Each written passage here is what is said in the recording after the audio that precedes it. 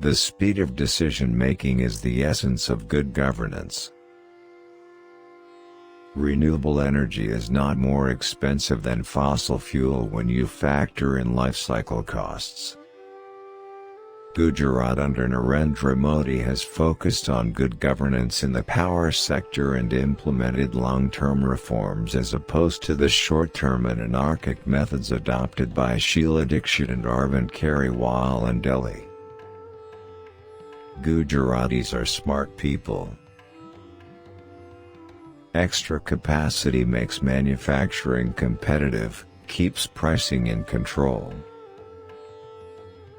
I like to set aggressive targets. Without them, you will get ordinary performances. When a product is market-driven, it should be able to pay for all its raw materials at market prices. I believe investigative agencies should be run in an autonomous manner, and there shouldn't be any interference from the government's side. I believe if we simplify the process of tariff fixing with lesser tariff slabs and rationalize the process, it will reduce corruption, and simultaneously, it will enable supply of adequate and cheap power to the poor as well as to farmers. I don't get carried away by any praise. I know I have miles to go.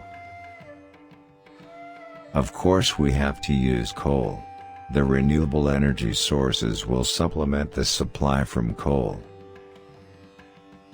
People of India deserve to be complimented for making the 2014 elections a referendum on the misrule of the Congress-led UP and demonstrating their faith in a proven new leadership. Anyone leaving the Congress camp and joining, or even indirectly praising, the BJP-led NDA coalition immediately stands the risk of losing this Congress-issued certificate of secularism. It is a travesty. Reaping political dividends out of tragedies is deeply ingrained in the Congress DNA. We aim to encourage investments that ease our supply-side bottlenecks, such as rural roads, cold storage, and grain warehouses, which will also help us combat inflation. Productive and sustainable job creation, along with increased and better targeted social expenditure, are the only routes to permanently beat the poverty trap and to bring our social indicators on par with developed countries. Reforms ensure that everybody benefits and the state generates financial resources to provide for the really deserving. By using LED bulbs, one can contribute, in their way, to overcome global warming. You only expect something from somebody you have confidence can deliver. I don't interfere with regulators. We have been working towards providing a clean environment to the people of India, and we are doing it out of our own conviction. Very often, state utilities do not buy electricity even if they need it, as every unit purchased increases their losses. Use of energy-efficient LEDs, pumps, fans, and air conditioners will save power consumption and reduces the peak load. Transparency is the hallmark of Prime Minister Modi's government.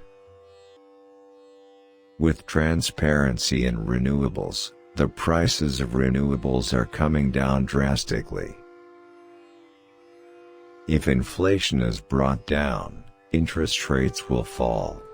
Once rates fall, we have the opportunity to maybe achieve the goal of housing for all faster, take roads, infrastructure to India's interiors.